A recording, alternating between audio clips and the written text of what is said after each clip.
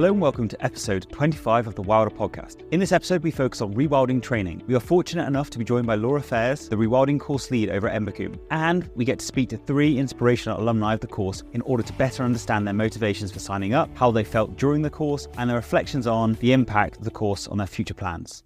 Chloe, good evening. Good evening. Well, last episode, it was slightly elongated at the top because we had a lot to update on. Absolutely. Now, this episode's the kind of opposite, isn't it? We've got 2 great chats, one with Laura, and then we go into the group chat with the alumni of the course. So the interviews are slightly longer than normal, so I'm hoping that we can keep the top and the reflections a little bit shorter just to keep it all nice and balanced. Is that okay? Sounds good to me. But there may be people listening that have not listened to the podcast before. So Chloe, could you please give us an update on who we are and what we are doing at the Grange Project? Feeling quite a lot of pressure because Tom normally does this bit, but I'm going to give it a go with his critical eye on my attempts. I'm very supportive. Anyway, so this is the Wilder podcast, and we are Tom and Chloe. We're husband and wife, and we have the privilege to be rewilding 80 acres in Monmouthshire. As part of the podcast, we both document our journey, so you get a little update about what we're up to and what we've been doing over the last couple of weeks. And then we also speak to some amazing and inspirational guests around a range of subjects related to rewilding, our relationship to nature, and the importance of community.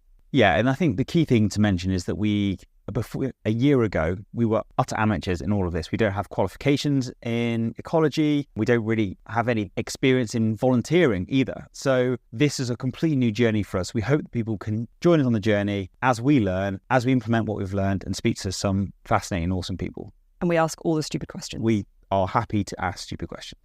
Right, well, thank you for joining us along for the ride. Probably worth giving a little introduction to why we picked this topic. What I love about this episode is it covers 2 subjects that are very close to our hearts. First of all, education and the importance of learning. And second of all, community and the amazing impact that can be created when a group of people come together that share a passion. Yeah, as I just described, we've been doing this for a year. And even a year ago, we were looking around. It was very hard to find places of knowledge for rewilding where it definitely isn't clear and wasn't clear back then where we should go or how we should educate ourselves on what to do and what were the best practices. So Embercombe kept coming up from people mentioning it, saying it was a great place to go, and so it's a no-brainer. We had to get people from Embercombe on to learn about what a rewilding course actually looks like and how people can benefit from it. And what I think is really interesting here is this isn't just an episode where we learn about the rewilding course, although that is a really important kind of foundation of it. We hear about stories, we hear about people's journeys through learning and the connections they've made and the ripple effects of rewilding training. Yeah, it's great. We are delighted to welcome Laura to the podcast today, and we're going to be thinking about one of our favourite subjects, which is that of education. And even better, we're thinking about rewilding education today. So I'm wondering, Laura, whether you might be able to introduce yourself and maybe a little bit about Embercombe. Yeah, hi Chloe, hi Tom. Thank you so much for inviting me to join you on your podcast. It's a real honour to be here. I'm Laura Fairs. I work at a place called Embercombe in Devon in southwest England, and I'm their rewilding manager.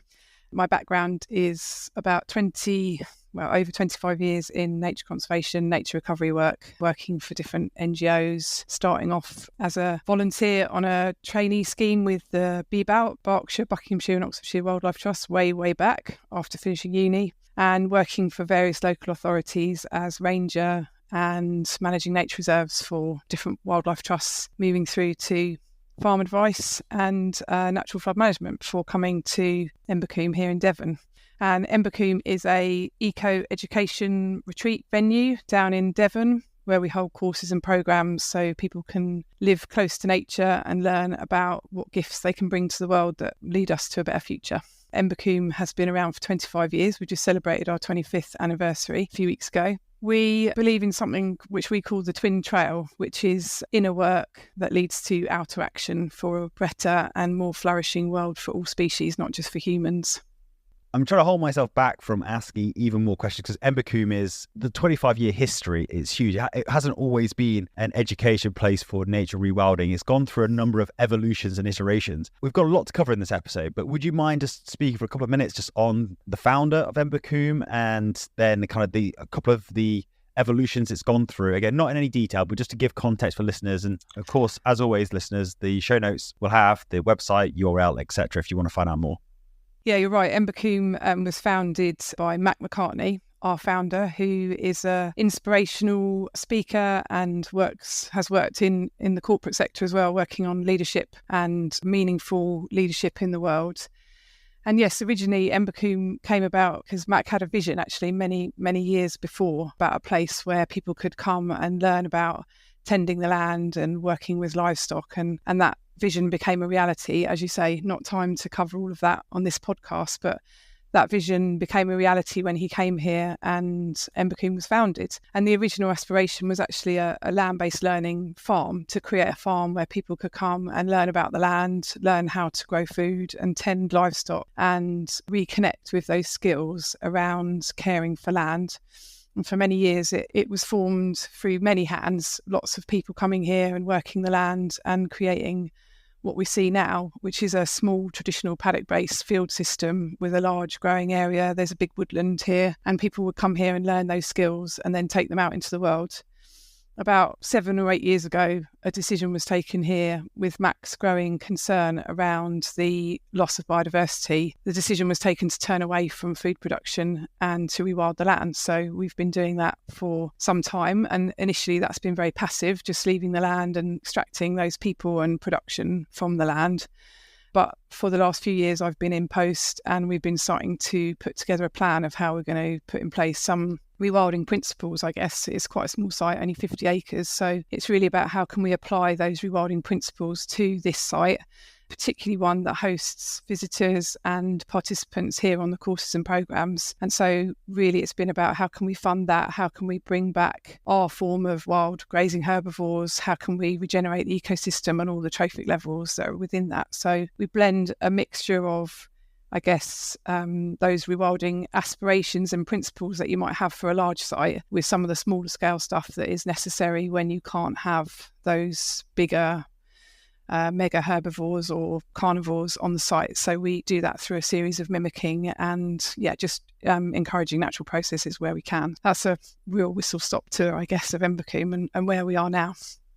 I feel we could have a whole another episode on kind of rewilding smaller spaces, because there's lots of parallels with what you're saying there and what we're trying to achieve here. And actually, in terms of the journey that we went on last year and wanting to understand about rewilding and what is rewilding anyway and what are the principles, we started trying to educate ourselves by speaking to people, by looking at webinars, by reading books, Googling.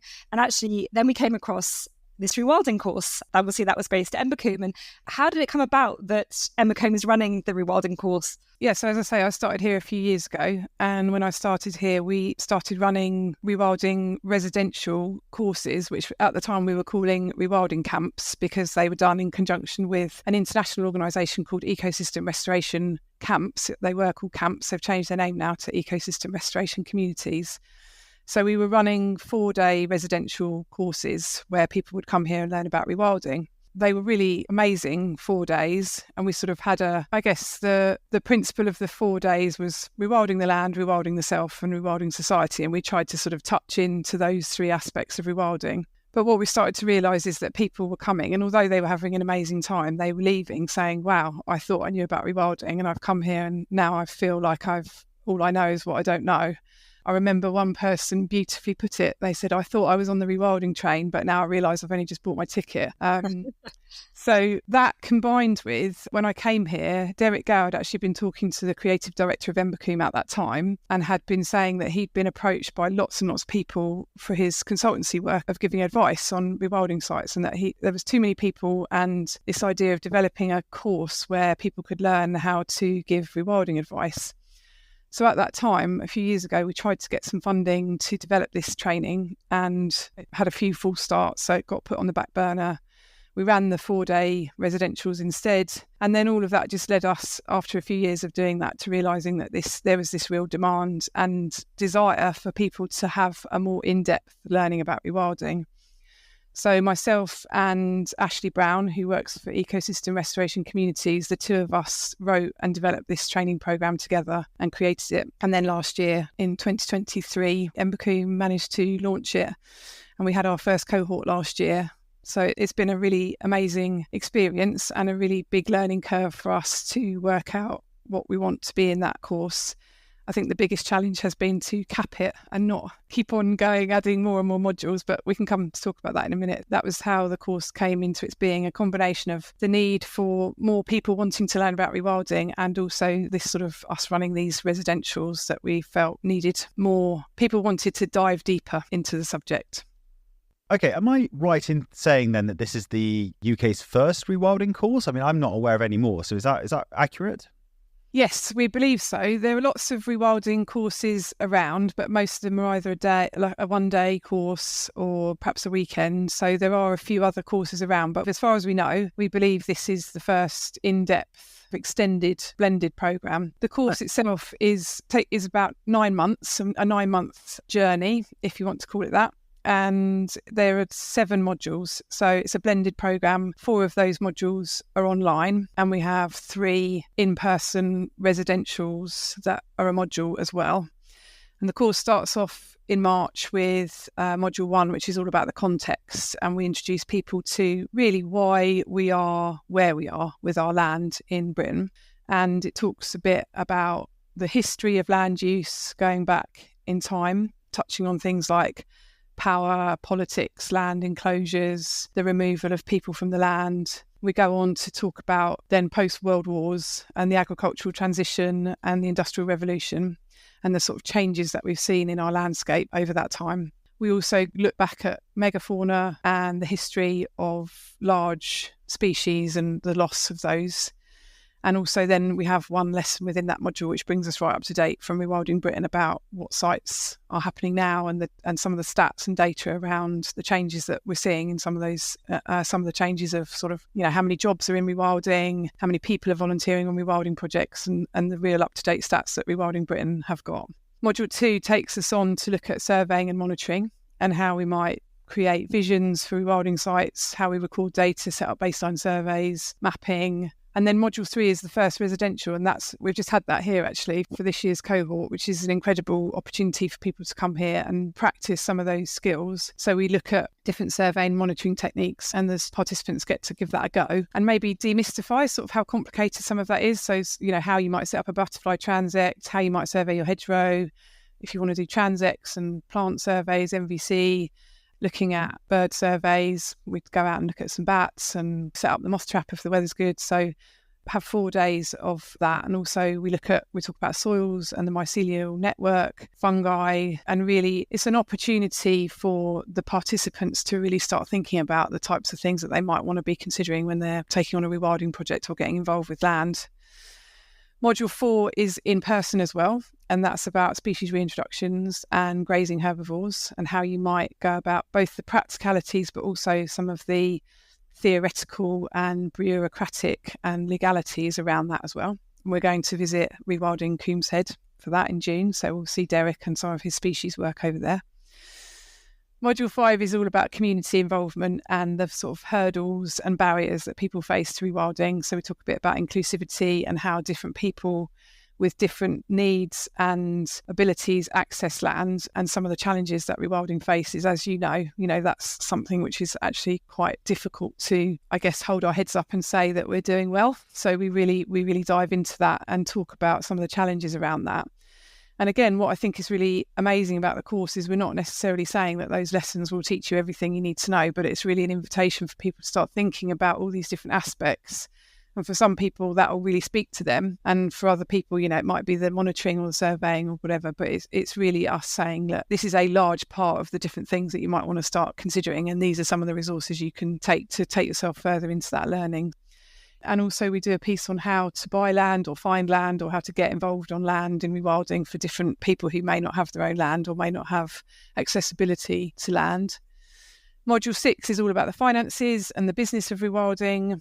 And that's looks at stewardship, grants, but also some of the financial modelling around carbon credits and nature credits as well. And then module 7 is a blended module with 2 lessons on how to rewrite a rewilding plan and a business plan for your site. And then we come back together at the end for a final residential where the participants work in groups to build a plan for a real site, a real life rewilding site, which they have then formed a community with the other people on the course that they can go out in the world and make that project come to fruition. So it's a really amazing legacy from the course is that everyone on the course who wants to has built some resources around them and has a plan to go out and make a difference on their land if they've got land, but if not, on another site. So, and that's actually how we came to meet, isn't it? Because we're talking about possibly using your site as one of the project sites. And then right at the end, we all come back together and they present their plans to each other so that they can hear each other's versions of what they're going to go on and do. That's amazing. I'm watching Chloe's face and I can tell you what she's doing. She's trying to calculate if she can get on the course and get away from the family for 4 or 5 days at a time. It's not because you want to get away from the family. That wasn't me challenging your familyness, but it was the fact that it is just every single module you've just described there. Firstly, I'm thinking every single one of those is a brilliant episode and we should look at trying to fulfill that.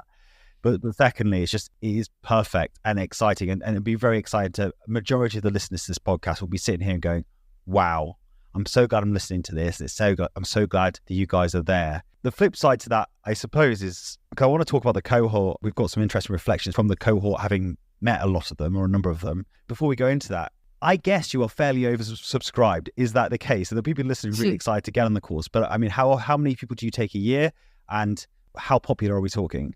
Yeah, we've been really delighted that it has been oversubscribed. So the course can take 50 people on the full course. So that's to attend all of the online and the in-person modules.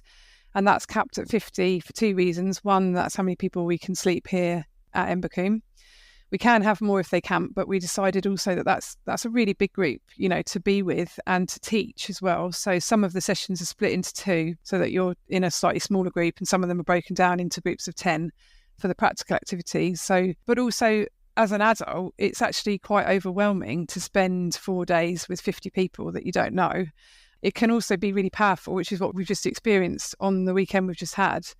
But we decided that for now, we would cap it at 50. So last year, we were oversubscribed. We had about 20 people on the waiting list. And then this year we've probably got about 12 or 15 people on the waiting list for next year. We do offer the online parts separately, so people can subscribe just to the online content if they can't make the residentials. We've probably had about half a dozen people each year on that as well. So it's not been that many, I think, because the in-person stuff is really where the magic happens as far as building the community around you. And talking about that community, let's go back to the cohort. So like I've said, I've had the pleasure of speaking to a number of people from your first cohort, and they range from lawyers to IT contractors to ecologists and rangers. There's such a breadth of knowledge. And I think that's where you talk about the power. Each one of them is and was impressive in their own right. But I guess when you bring these people together with the same passion and interest, you must feel like there's almost nothing you can't do together. Yeah, it's been amazing, actually. People often say to me, what sort of person comes on the course? And it has been a really amazing suite of people, from those who want to perhaps work in this sector, so they're seeing it as career development or are already working in the sector, but also people in the middle as well who've come, people who own land, people who do other professions, right through to people who don't feel like they know anything but just love something about nature. They might love going bird watching or just walking. So I think you're right. I think the diversity of the walks of life that people have come from has made this amazing sense of people coming and really wanting to make a difference, but also how can they, even if they don't intend to become a rewilder in their life as a profession, people were coming and wanting to know how could they bring nature recovery or nature regeneration and rewilding into their sphere of their profession. And that's been something which has really surprised me, that particularly at the end of last year, just such an amazing group of doers. They're just all going out there and they feel really empowered to say, yeah, okay, I know enough now to not feel that I have to be standing in the shadows, and they're going out and making difference in their, whatever their realm and aspect of their life that is, whether that's been their local community, organising talks, taking people on walks in their local area, but also contacting MPs and, in inverted commas, famous people and sort of demanding change or asking if they can support their projects and getting involved. So it's been really amazing. And there's 2 or 3 people from the course last year who've got jobs as a result of, they're attributing their time on the course to really being able to access new work, changing their careers or getting promoted. And but also reaching out to, their local wildlife trust or their local organisation and saying, this is what I want to do on my land. How can we work together? A couple of people on the course have put together a facilitation fund bid and just found out that's been successful. Somebody else getting FIPL funding to set up management plan and meadow restoration. So it's been, really amazing, just such a breadth of things that people have gone on to do. And perhaps because they are coming from different walks of life, then, they're bringing all those different perspectives and what they might, as I said, sort of what part of the training speaks to them and how can they pick that up and do something with it. We have this saying in my world of systemic psychotherapy when we talk about the system being greater than the sum of its parts. And I was thinking about it when you were talking about that kind of magic that happens when people come together from different perspectives, different backgrounds, and that community feel that gets created and how that just empowers people then to take that knowledge, that understanding and the ripple effects that gets created from all these people going back into their existing systems and communities and organizations and the power of that. So it was really resonating for me what you were saying there. Yeah, I think somebody at the end of one of the feedback circles, somebody said they felt like a load of beacons were being lit across the land and that you could travel, without too much effort to be connected to somebody else who was on the course. And I think some people really feel that they're alone in their life in being someone who cares about this stuff, and they come on this course and they are really heartened to find that there are loads of other people out there that really care about this stuff as well. And that makes them have new invigorated passion and enthusiasm and hope that there will be some change out there. And I think, the reality of this work is that obviously the course is great and I'm really proud of it, but there is a lot of grief for people in the world who are sensing all this challenge that we're facing and the loss of biodiversity, and coming together with other people helps to manage that. And I think you're right, the sum of that is really powerful for people and gives them a community. Even if those people don't live nearby to them, they have a community that they can rely on and get in touch with to get help. I hear you talking about your WhatsApp group, and I imagine it's a very similar thing, that you just feel there's other people out there who you can turn to and talk about this stuff with and get solutions from. It's a really amazing thing to have that sense of people, even in the virtual space, that are around you and that are holding you and you're kind of holding them, being on a similar journey to you in terms of creating courses and then reflecting back after cohorts to see, what you were pleased by, what didn't go so well. I suppose I'm kind of curious whether there's anything now that you've done a full year of the course and that you particularly were surprised by or kind of from that experience. Of course, it's a learning curve, whenever you create anything new like this. I've been really heartened, I guess, that we hoped that this would bring this type of people together and this sort of empowerment, and it has. So that's been really heartening. I think I've learned there's a few changes we're making this year to make it better, and been some great feedback from people. So on the residential we've just had, more practical hands-on stuff. It was very experiential anyway, but making that even more so. That's what different ways of learning, that there are loads of different people out there and they learn in different ways. So we've been trying to incorporate as many different types of learning into the course. I also think I've learned that there are loads of bits that are not in the course that I would love to add, but it's a bit of a, to sort of keep the beast from becoming too unwieldy. So for example, I would love to have had some modules about sea rewilding or river restoration, but that's not in there. So this is a land-based course. But of course, many of the principles apply across the landscape, which includes those water habitats as well. So and also just how to trust that the people on the course also are bringing something as well, and it's not just all about the teachers. So there's just much of the learning comes from participants talking to each other, as it does from listening to the teachers, who are all rewilders, professionals in the field as well. So they get this sense of connecting with people on the ground who are doing the job for real, and they get this sense of hearing from each other and learning from each other's perspectives. So that's been one of the most amazing parts, I guess, for me, is, as you know, if you create courses, you sort of have this idea of how it's going to be, and then you put the people in it, and they are the ones that bring it to life and breathe something into it. So okay, well, it looks like we're coming to the end of this chat, mainly because we're looking forward to speaking to your alumni, and we've got to make sure there's enough room for that. So thank you very much for your time. It is massively inspirational. The only question I've got left really is, what's next for Embercombe and your course?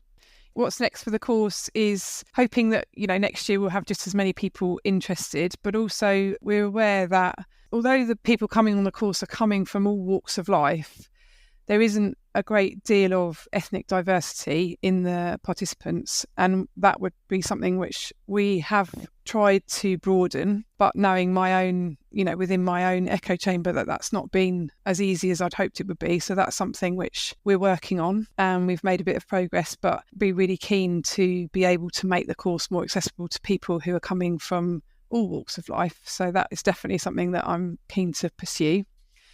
Also, the other part is making it more financially accessible for people. This year we have had some of the teachers have been really generous in donating their fees back. So we've been able to fund some places for younger people, and that's been a really big change this year. So it's really developing that more, looking for different ways that we can make the course more accessible so that more people from both age categories and ethnic backgrounds can attend and be part of this, because I think that would bring a richness. And obviously we're doing a whole module on inclusivity, and so we'd like to make the course more inclusive as well, I guess. It's such a fantastic thing to be thinking about, that inclusivity and accessibility as a guiding force throughout the course. It would be really easy in a maybe a more traditional capitalist setup to be like, oh, well, we've got lots of demand, let's charge more money. So for all, to meet that, reduce the demand and let's make as much profit as possible. But actually really thinking about how do we share this knowledge, and actually education is a right for all of us to be able to access. And I love the idea that people can come from all different places and all different backgrounds, and they can go and take their little beacons into whatever context they're part of. Yeah, and all different abilities as well, it's just not just those people who can walk the land and see it with their own eyes, but other people who maybe find that more challenging as well. So another 2 episodes for a podcast there. Thank you yet again. And I'm sure and hope that we'll meet in person at some point in the near future. Yeah, thank you so much for inviting me on. It's been a pleasure. So now we've had that chat with Laura, I'm more excited to share with you the conversation with Claudia, Olly and Jerry about their experiences on the rewilding training. Let's go. So it's a pleasure to welcome 3 people to this recording of the Wilder podcast. Claudia, Olly and Jerry, thank you very much for giving up your evening to come and share your experiences of conducting and be part of rewilding education. Before we learn more about your experiences and learn from you, would you mind just introducing yourselves, give us a little bit about your background and how you found yourself seeking out rewilding education? If I could start with you, Claudia. Yeah, sure. So I am a communications consultant, and I've spent 15 years working with various NGOs and think tanks, working on how we can create an economy that works for people and for our planet. It was very policy focused and very worthwhile and really engaging and stimulating. One day I realized that there's only so long that you can live waking up at 6 a.m. to read all of the headlines on the BBC and scrolling through Twitter so that you can respond to all of the bad news that's happened in the world overnight. So working in a policy-focused way on environment and issues that I cared about became very isolating and quite depressing. And I realised that I still wanted to work on the environment. I still feel like the environmental crisis is the most pressing issue of our time, although my husband is in the process of trying to persuade me it's AI. I love nature and I find natural processes fascinating. So I just thought, how can I do this in a way that isn't depressing and isolating? At that point, my wonderful and very intuitive sister-in-law bought me wilding for Christmas. And so I went through that rite of passage that it seems that all kinds of anyone that enters the world of rewilding goes through, of reading wilding and loving the kind of story of hope and also the beautiful way that she paints the picture of the natural world and how that can heal itself so beautifully. And just as I finished that book, I saw this training, the rewilding training, and thought, I need to do that. There's going to be lots of people that maybe feel the same way as me, and it would be great to learn more about it and just be in community with people. Perfect. If anyone's listening that hasn't been through the rite of passage, we'll put a link in the show notes to wilding, and just so that you can be on the same level as everybody else that's been there, listened to and read it. Over to you, Olly.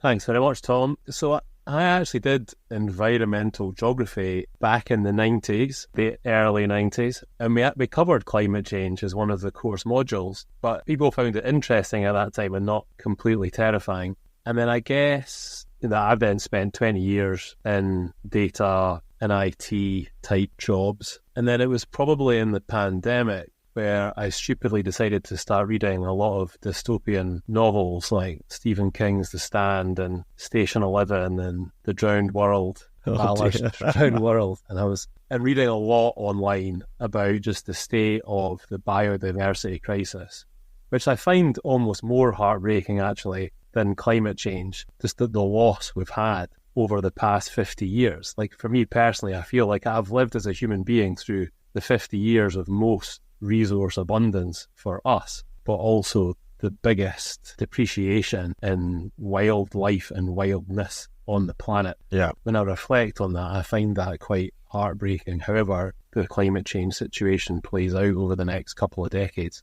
And so like Claudia was saying, I got quite depressed about all that. And then coming out of the pandemic almost got made redundant at work. And I was like, oh my God, this is a fantastic opportunity to change my life and do something different.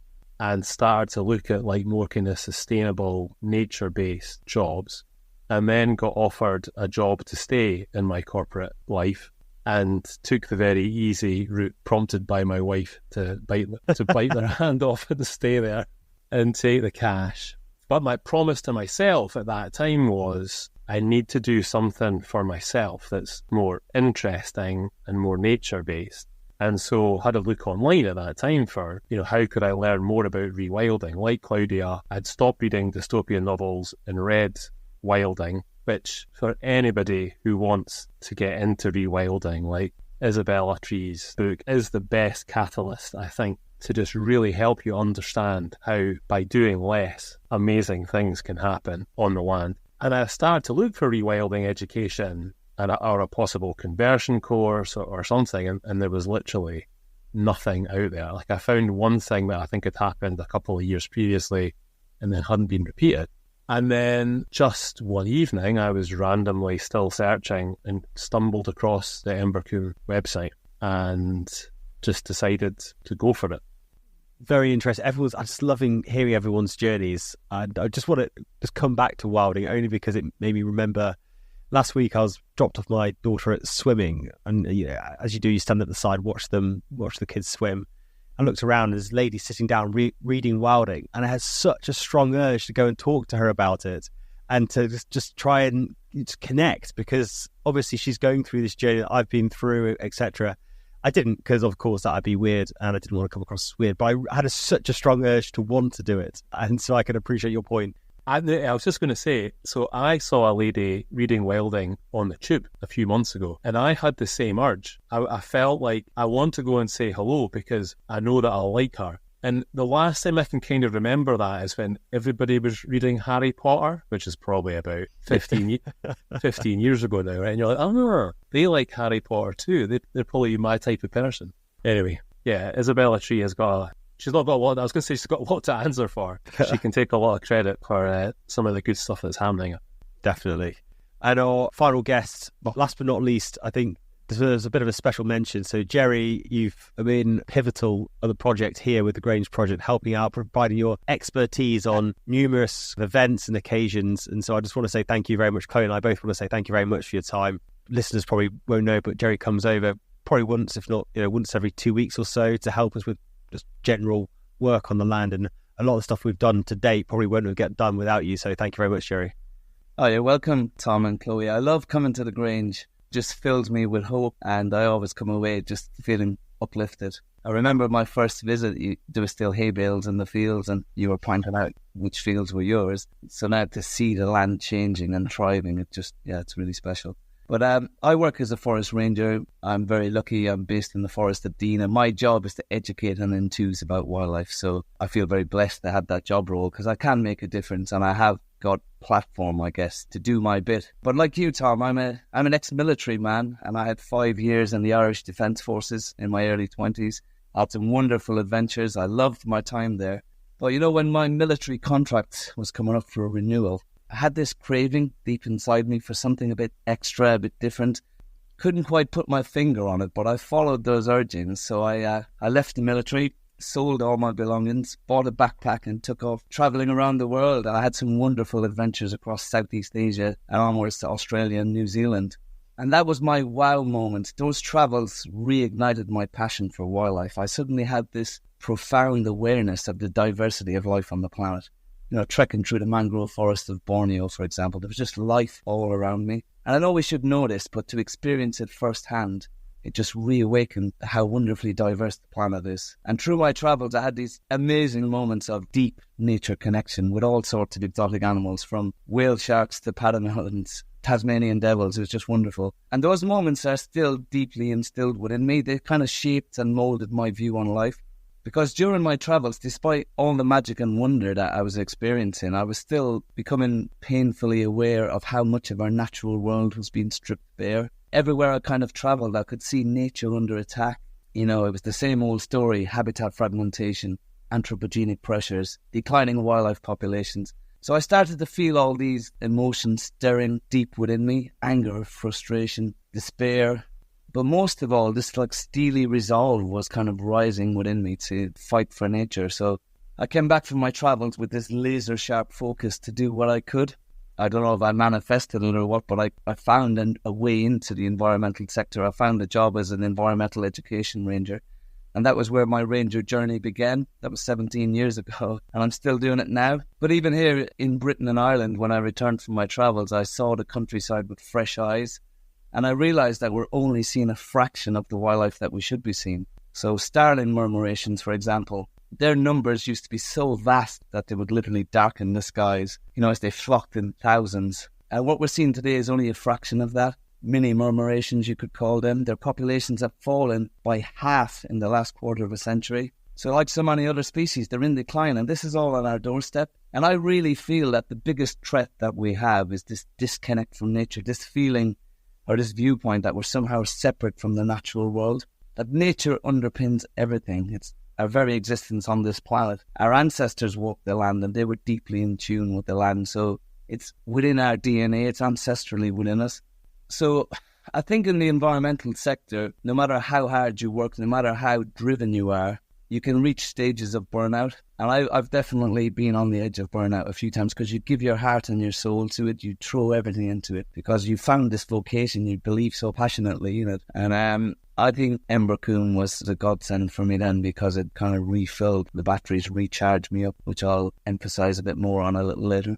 Even these, just hearing your stories is so inspiring and interesting, and I feel like we need a podcast episode for every person here, because it's so fantastic to hear those, particularly I guess for Claudia and Olly, very similar journeys to ourselves, Tom and I, coming from a position not really knowing there was a problem, but not really knowing what part we wanted to play in the solution, but kind of stepping into rewilding and finding there was a lack of learning opportunities, and where do you understand this thing about rewilding and who's going to tell us what it is and how to do it. So loads of parallels for me. But I guess on that note, I'm particularly curious for you, Claudia and Olly, what it was like to come into a course without like that, you know, no disservice to your bachelor in environmental geography or whatever it was, Olly, but, you know, to come in with background in environmentalism in terms of practical sense, how that was for you to step into the Embercombe course.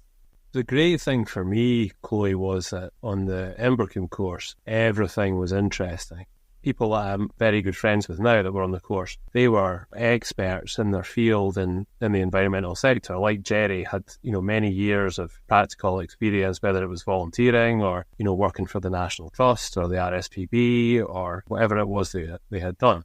And so for them, they perhaps had stronger opinions on the course content, on, you know, where we should focus, on what was rewilding versus conservation. So for me personally, I was there, I was kind of absorbing, right? Like I've always been quite environmentally aware. I'd like to think of myself as quite green and sensitive to everything that's going on.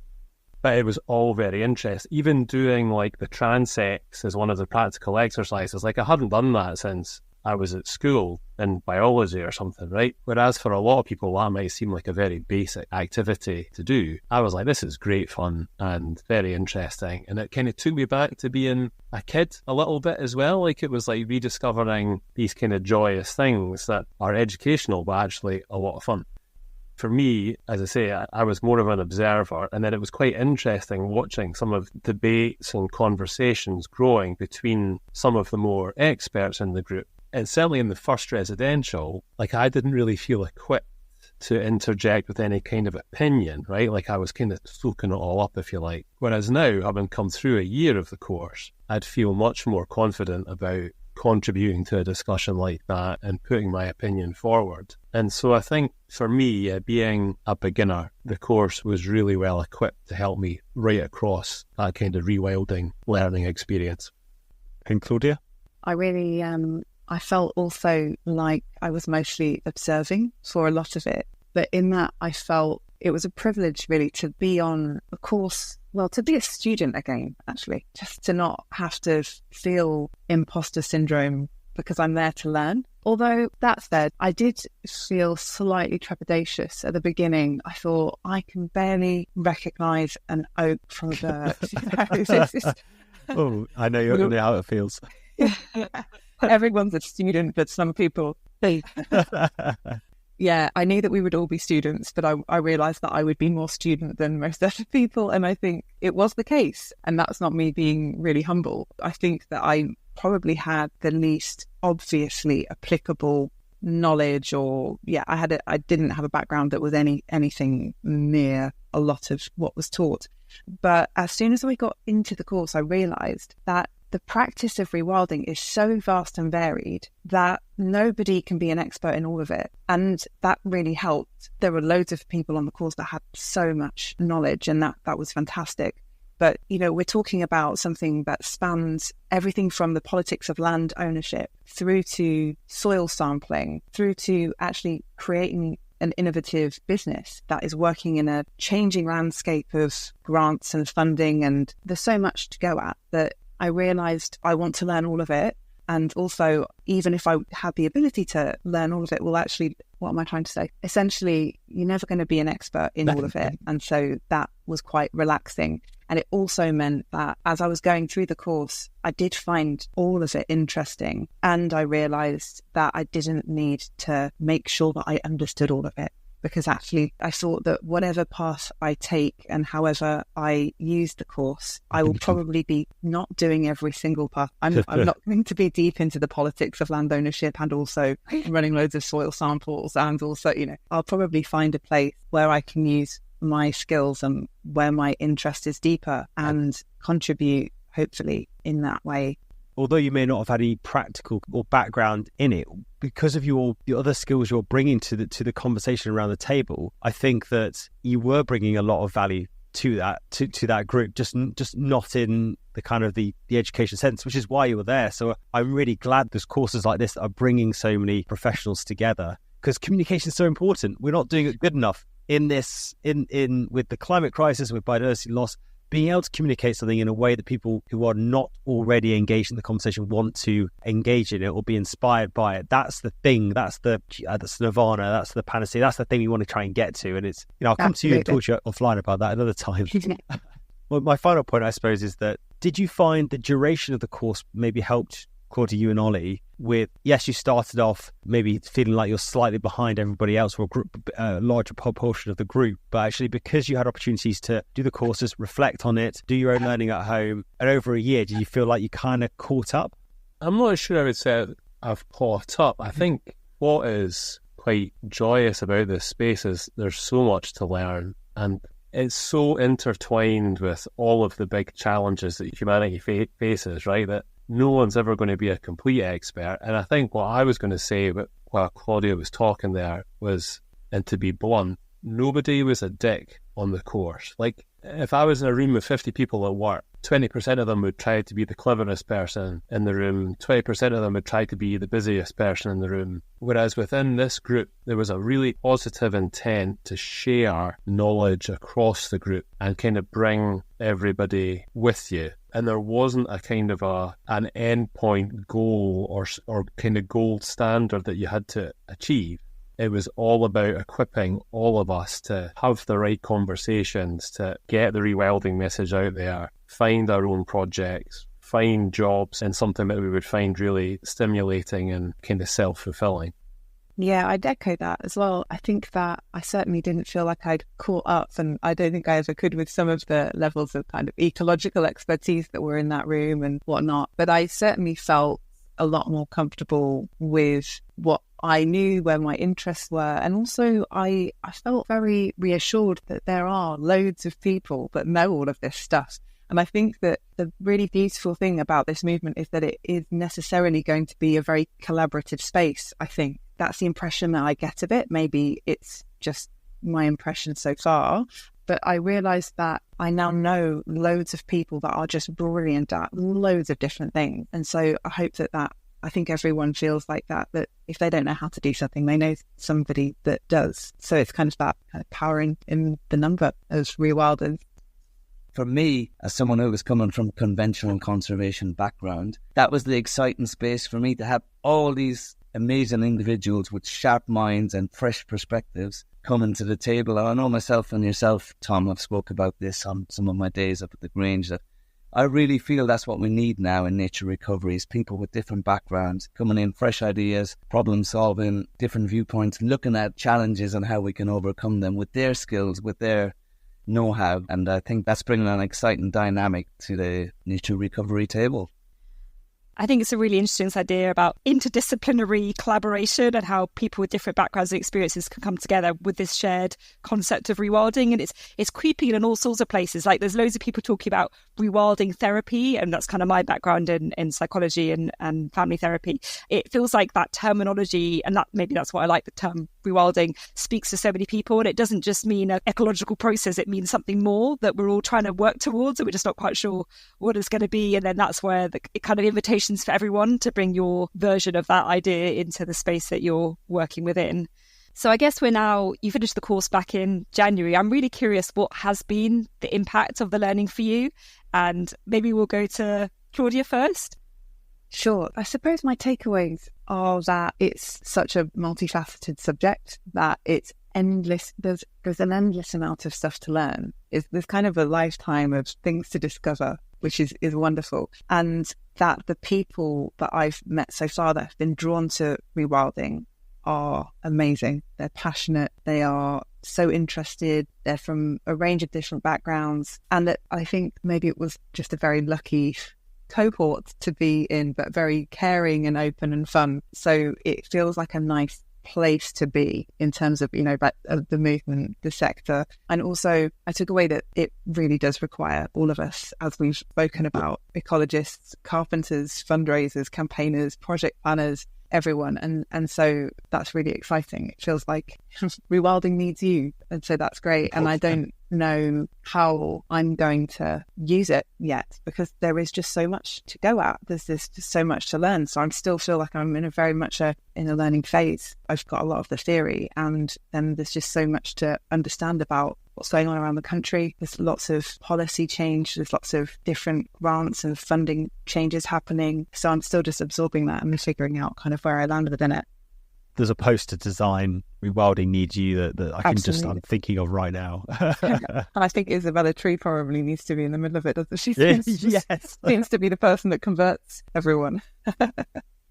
Well, I could follow on from Claudia by saying we really did have a wonderful cohort. It was an amazing bunch of people and some strong friendships instilled. Something quite magic happens, I think, when you meet other people of like mind. It kind of stirs your soul and stokes the flames that we all have inside us, or else we wouldn't be here talking about it right now. But it just gives you a feeling of hope that there are enough of us who care.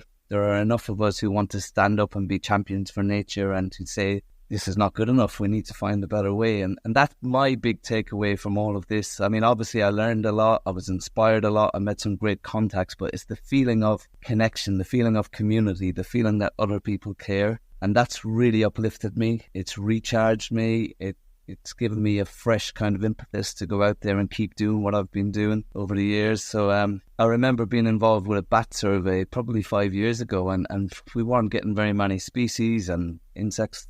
We were talking about how much they declined, and one of the ladies who dedicated her whole life to bats, you could see how downbeat she was. I can imagine you've spent your whole life fighting for something and it's declining in front of your eyes. And she said, I've given up, just enjoy them while they're here. And I tried to sit with that feeling for a couple of days, but it just didn't feel right.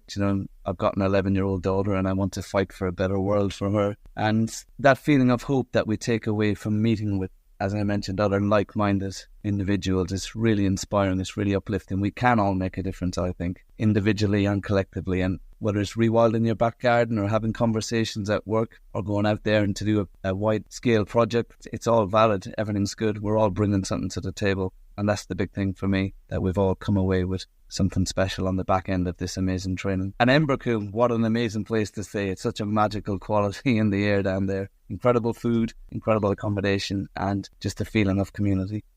I wanted to add that being involved in training, like a rewilding training for the best part of the year, and then if you're lucky enough that that community survives after that, it's quite a unique and different thing for a lot of people on the course that have gone from being, very much isolated, maybe in their jobs, or at least in the way that they feel about the natural world, to suddenly having this forum that's open and very active, where there's lots and lots of people that feel like you. And for me, like, practically what that meant was that I've now gone from opening up Twitter every morning and just being blasted with pretty soul-destroying headlines to now opening a WhatsApp group that's really active and has loads of people posting on it every single day from the community saying, look at what my night cameras have caught in the garden last night. There was like an owl there, or I'm wondering what's happening to my tree. Look at the leaves. People will be commenting all different things, or I'm in the Netherlands and I'm visiting this rewilding site. And it's really uplifting. It's really educational. It's really positive. And for me, it's unlike anything else that I've had that kind of daily access to. It's like just a very, very positive social media, I suppose. I think there's definitely an episode on how do you craft and create a positive community when it comes to nature, because it's very easy. We're going through that ourselves with our groups, like how many petitions to stop the X or the issues with the Y or whatever it ends up being. Do you allow on that versus how many positive, and how do you get the right balance where you try to make sure everyone stays in it and stays enthused? But of course, there's really good causes that need to be supported, and it'd be interesting to talk about that in more detail on another podcast. For kind of closing thoughts, I'll come over to you, Olly. Yeah, I mean, I'd echo all of like the kind of positive and kind of community and connection stuff that Jerry and Claudia have already articulated. I mean, I remember at points on the course feeling really angry as well. Like we did, like the history of land ownership in the UK, and that half of Scotland is owned by 500 white males who just use it for grouse moors and Sitka spruce. I remember feeling really quite aggrieved about that. If you're then looking to have your own project, if you're trying, like I live in South Buckinghamshire now, despite the accent. I was not expecting to say that. I don't know how a boy from Fife ended up in the home counties, but we looked at 3 acres on the Thames in Henley a few months ago, and it was 150 grand. For 3 acres, right? Yeah. I remember feeling really pissed off about that land had been dished out 1,000 years ago and then inherited down the line. And then now, in the situation we're now in, if you wanted to get land and try and make a difference yourself, having learned all this stuff, financially, it's really quite restrictive. So that's annoying. However, so what I've done personally is, like Claudia was saying, is it's more of a kind of an influencing thing. So I just bore anybody senseless about rewilding now. I used to bore them about data and IT at dinner parties, but now I bore them about rewilding. But, a lot of people are genuinely interested. And I know, like, our local parish magazine, which is full of people like moaning about potholes and planning applications. I now do a monthly column. Well, it's actually mainly about wildlife and a little bit about music. And so when I meet neighbours in the street, they now ask me, like, how are the bats doing? Did you see the red kite today? As Claudia says, have you seen the badgers on the night cam? And so it's been more, and about inspiring my kids as well. Like I'd like to think they know my interest in rewilding and nature, and I'd like to think it kind of soaks into them through osmosis. And then just interestingly, we've been looking at buying some property in Scotland, and the place that we've found, we chose because the neighbours have started a community rewilding project in Aberfeldy. So it was just all of a sudden things start to kind of fit together, and you can just see how the course itself is helping the movement, if you like. But also as you go out there and talk about it and communicate, things are happening in other places as well. And, you know, on the course, we talk a lot about mycelium, right? And all the like little networks growing out and connecting. And that's kind of the feeling I have coming out of the course, that, you know, everybody's doing their own thing and going in their own direction, but we're all now part of this mycelium. And that mycelium is going out there and connecting with lots of other hyphae that are out there in the UK. Yeah, I mean, what you're describing to me, and I love that description of the parish newsletter, it's like guerrilla warfare. If you can't fight toe-to-toe with the enemy on an even keel, that's great. We'll find another way. And you're doing this kind of guerrilla rewilding kind of works. And I love that as a concept. Claudia, you wanted to mention something?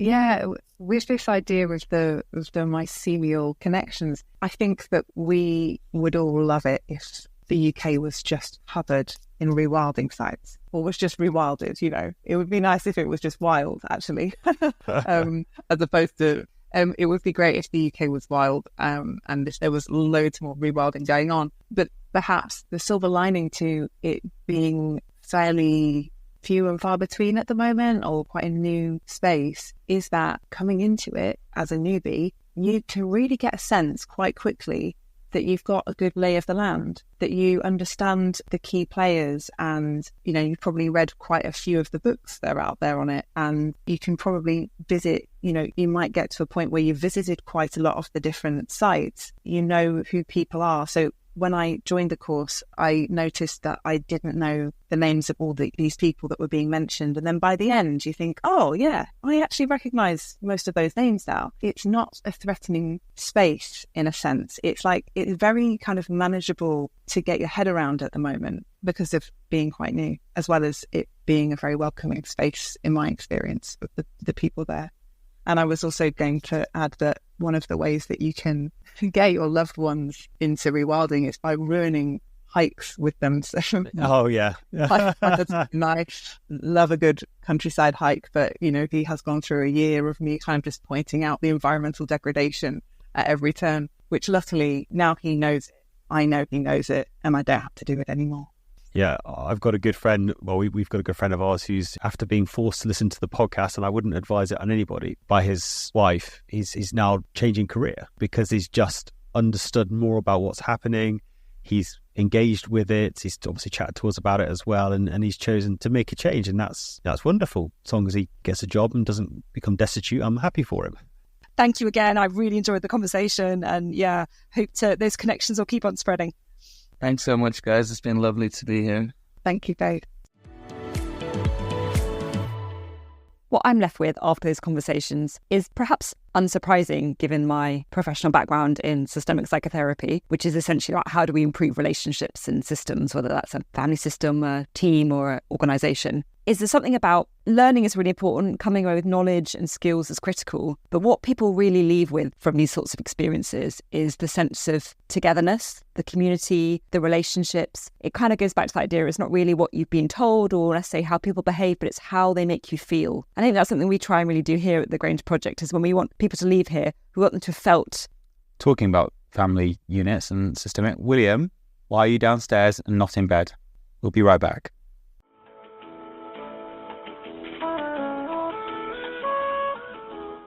So after that commercial break, we're back. I remember what I was saying. I was talking about how we want people to feel when they leave the Grange Project, Yes. which is that warmth of welcome, the appreciation, the sense of connectivity with both us and the land. I'm always supportive of your ideas, but when you were like, no, I want to bake for everyone that comes, and you make sure they feel like, we're hosting them well. It's funny, I just didn't really appreciate it, but it makes a massive difference. Just after taking people around, like today, I took the Gwent Ornithological Society around for a visit. And then when we get to the end, and it's, oh, by the way, Chloe just baked some amazingly warm cookies, and there's tea and coffee just sitting there. That sense kind of lightens. Everyone's like feeling like they've been hosted, been looked after, and I think that makes a big difference. And I get that same feeling from the Embercombe course. People feel looked after. When I heard the alumni just talking, I just got tingles. I just felt that it was just something magical. I think something magical's happening over there. I wouldn't know. I've never been. We probably should arrange a visit at some point. But it feels powerful. Hopefully listeners really felt that power and that passion from everybody we've spoken to today. And if it's something that interests them, they should have a look at it. And just one last point, because I know this has already been a really long episode. I think Laura said something around You create the course, you set the principles. I love the principles of the Embercombe course about the valuing of diversity, inclusivity, accessibility. And then I think she said you let the people fill in the gaps. And I thought that's so kind of akin to rewilding in a way. You set the natural processes away and it becomes its own kind of living organism or ecosystem. And that's sort of what it feels like has been created from the Embercombe course, just like we try and replicate when we're rewilding any context. Definitely. Well, thank you again to all of our guests. It's been, I think, a fascinating episode. If you've got this far in the episode and you do want to support the podcast, then please think about just stop what you're doing and rate and review on whatever platform you listen on. It's creeping up. It makes a big, big difference. And it'd be nice to see our reviews get into the triple figures. And it makes us feel really happy too. It absolutely does. There's been some corkers of reviews and it's been nice that people are just doing it off their own back. Well, until next episode, let's just hope that England has won the Euros. No one cares about football. I watched it. Watched the penalties. Well done, everybody. Got the ball in the back of the net. That's the goalkeeper. Brilliant.